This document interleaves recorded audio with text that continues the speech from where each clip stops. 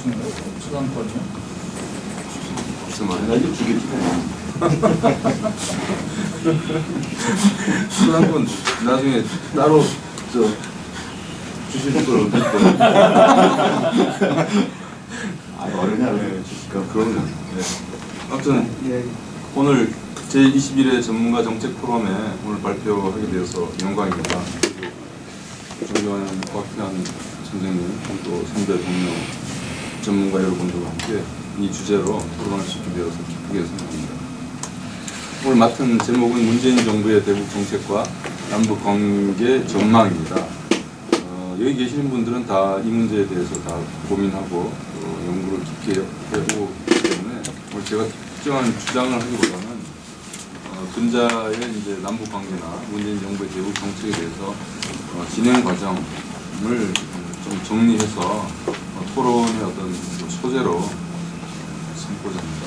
이렇게 이해해 주시면 감사하겠습니다. 먼저 문재인 정부의 대북 정책 방향에 대해서 몇 차례 대통령의 발언, 연설을 통해서 조금 살펴보고자 합니다.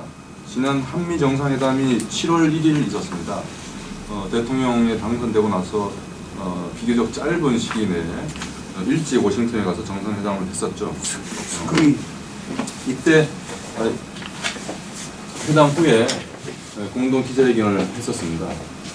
그때 밝힌 내용을 먼저 조금 구분해 보면 긍정적인 측면에서는 이제 한반도 비핵화라고 하는 공동의 목표를 평화적 방식으로 달성하는데 합의했습니다. 그리고 한국과 미국이 대북 적대시 정책을 갖고 있지 않다는 것도 밝혔죠. 우리 정부로서는 이제 문재인 대통령이 미국 트럼프 행정부의 대북 강경 정책이 북한의 오판을 불러오고 그래서 전쟁 위기가 일지 않을까라고 하는 걱정이 있었기 때문에 이와 같은 측면의 공동 합의는 상당히 의미가 있는 걸로 볼 수 있겠습니다.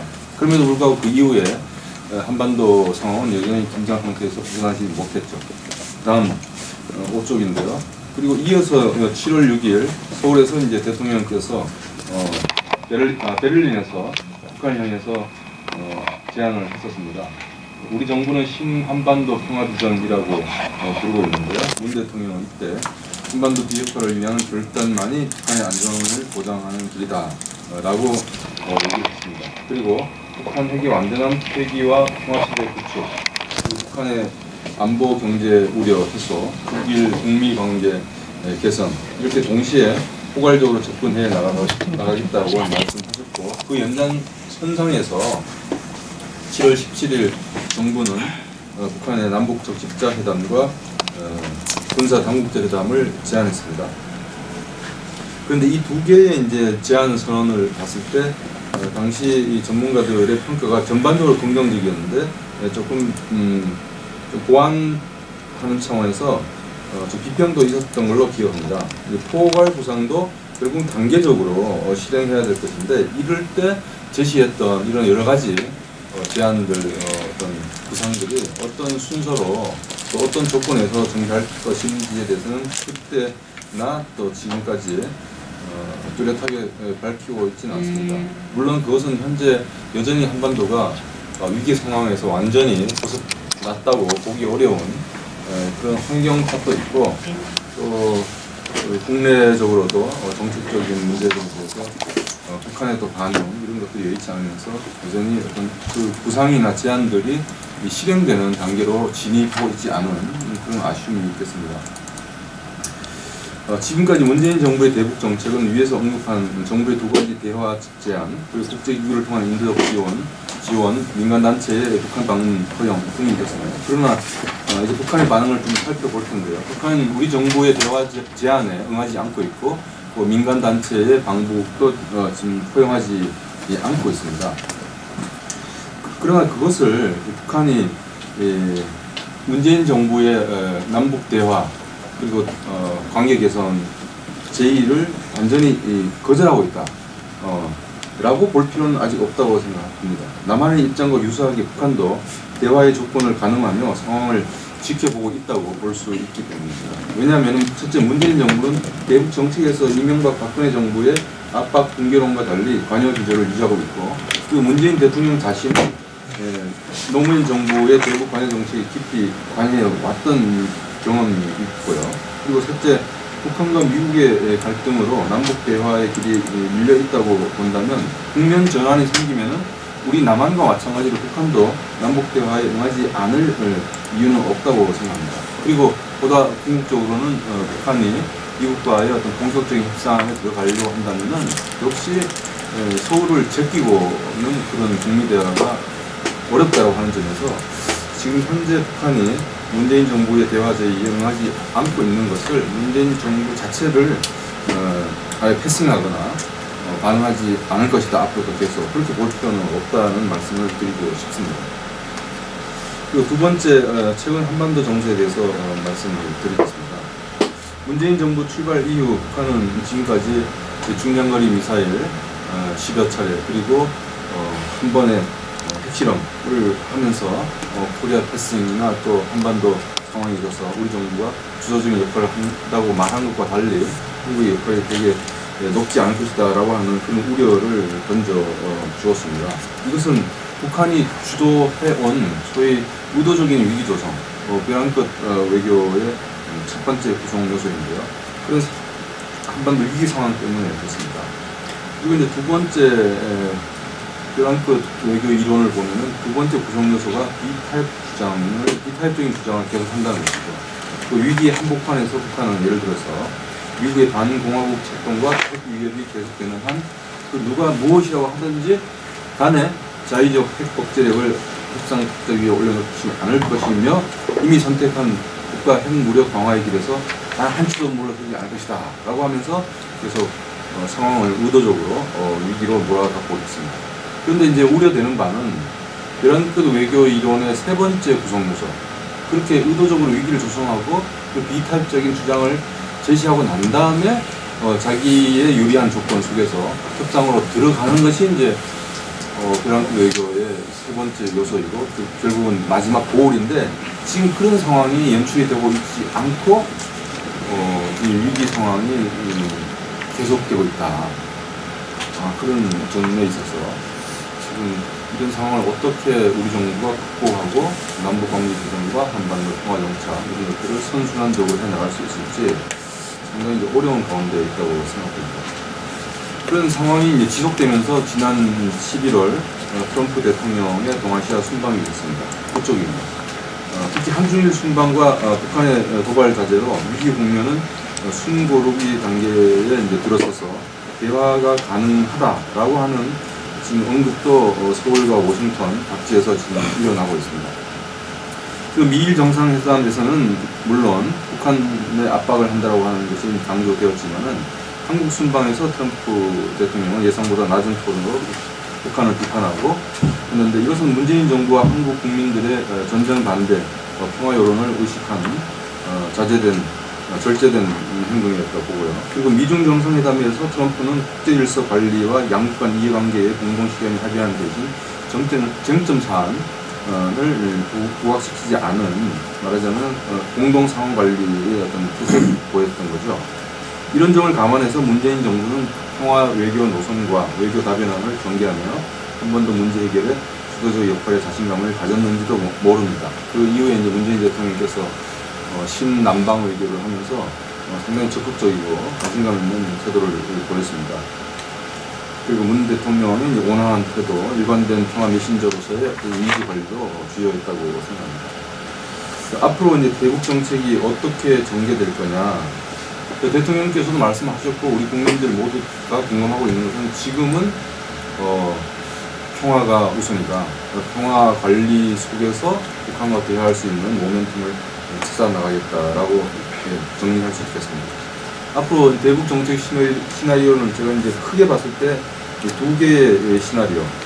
여기서 이제 대화라고 하는 그런 방향성 속에서 이제 말씀드린 건데 하나는 한국이 북미 대화를 지지하고 그 과정에서 남북 대화를 병행할 모멘텀을 확보하는 것입니다. 물론 현재는 이것이 어렵습니다만은 매티스 국방장관이 북한이 이제 2개월 이상 도발을 자제한 상황에서 대화할 지금 가능성에 대해서 지금 열어두고 있는 발언도 나오고 있고 트럼프 대통령 자신도 그와 유사한 발언을 했습니다. 이렇게 되면은 아마도 대화의 순서는 이제 사실 북미 접촉은 비공식 접촉은 여러 차례 있었죠. 그러나 정부 차원에 있어서 이제 다이얼로그가 남북 대화보다는 북한의 이제 태도 때문에 먼저 일어날 가능성이 있는데 이 부분에 대해서 국내의 우려를 우리가 좀 불식시키면서 북미 남북 대화를 병행해 나가면서 이것이 이제 남북 관계 발전과 비핵화를 위시한 한반도 통합 관련 국제회담이 동시에 전개되는 방향으로 우리가 노력을 해야겠다는 것이고. 그런데 만약에 지금 하나 또 우리가 전망하고 있는 것이 북한이 그 완전한 핵 미사일 공격 능력, 미 본토를 향한 그것을 갖춰질 때까지는 적어도 올해 말 내년 상반기까지 대화에 나오지 않고 위기와 대화가 없는 상황이 연출될 경우에는 불가피하게 우리 정부로서도 미국 주변국들 국제사회와 협력해서 내부 압박에 나설 수밖에 없는 상황이 연출될 수도 있습니다. 이럴 때는 당연히 위기 관리가 제일 첫 번째 과제이겠죠.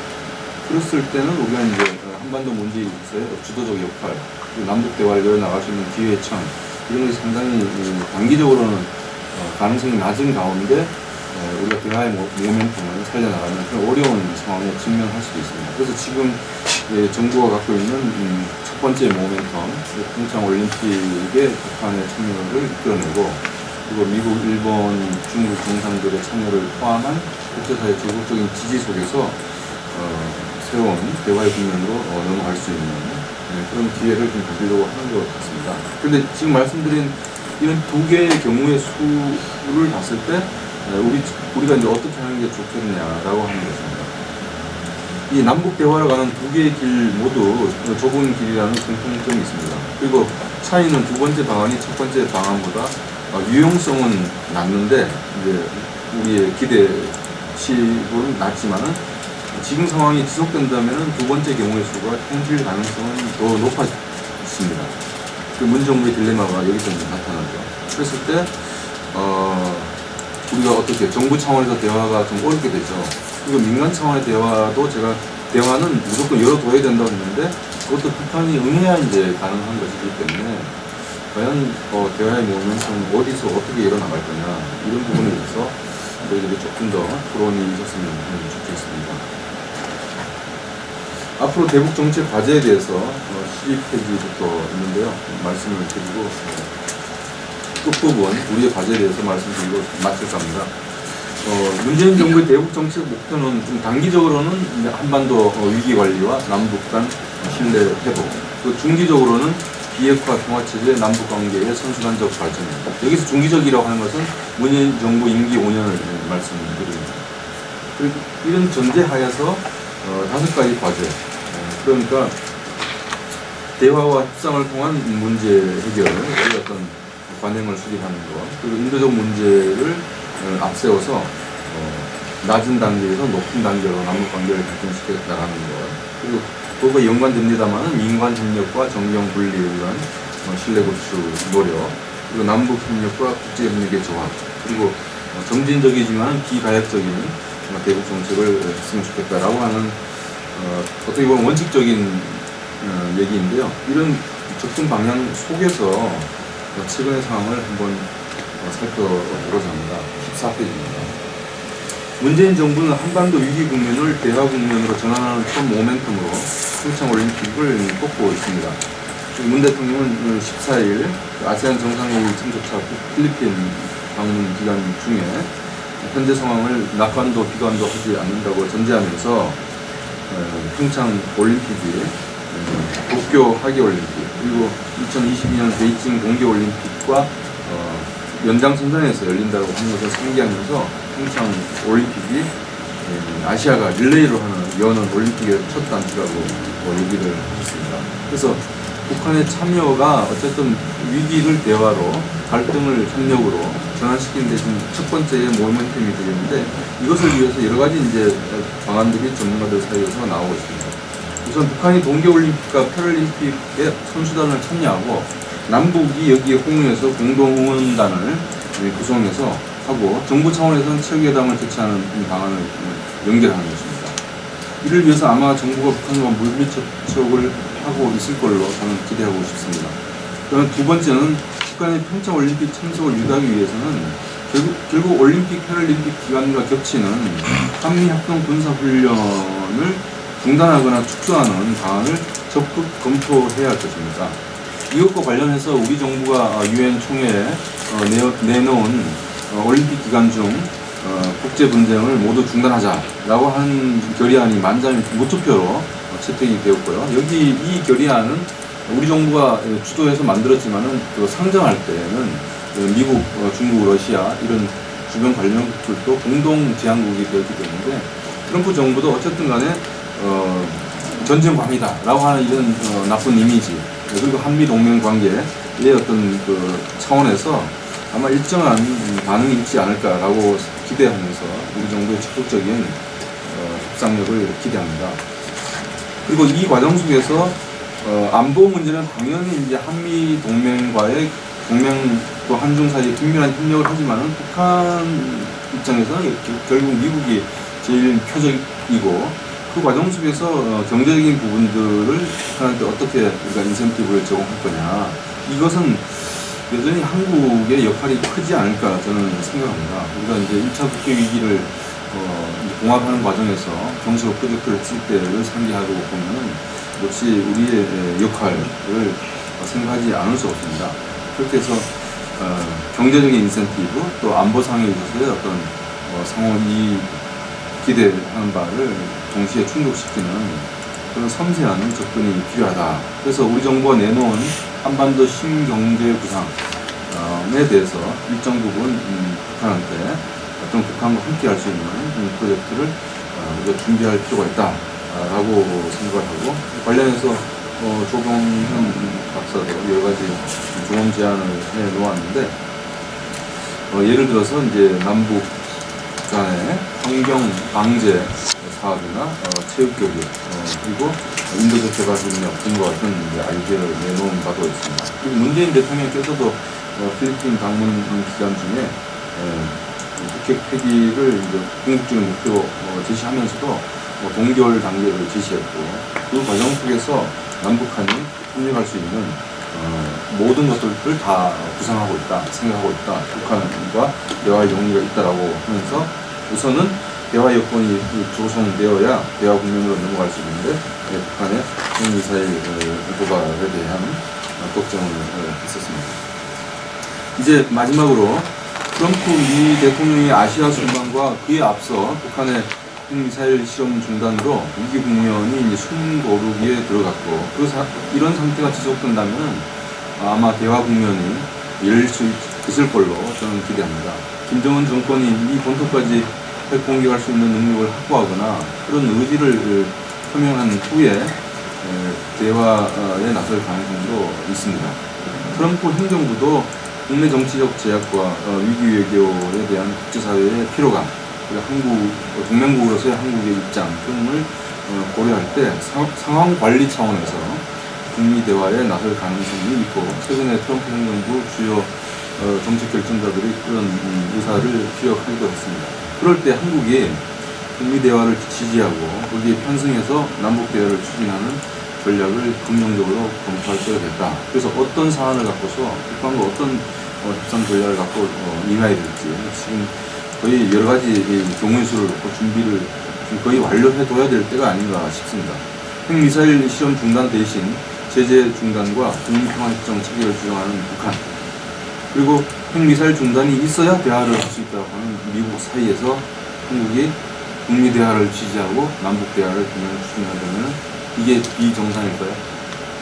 이 비정상회담에서 나오는 그 멘트를 좀 따는 건데 별로 웃지는 않으십니다. 그렇게 해야만 문 대통령이 말한 북핵 문제 근본적 포괄적 해결과 그리고 해결의 기회와 남북 관계 개선의 창이 같이 열리지 않을까. 이 현실적으로 맞물려 있기 때문에 되면은 다 되고 또 안 되면 다 안 되는 그런 좀 어려운 과정이 있는 것 같습니다.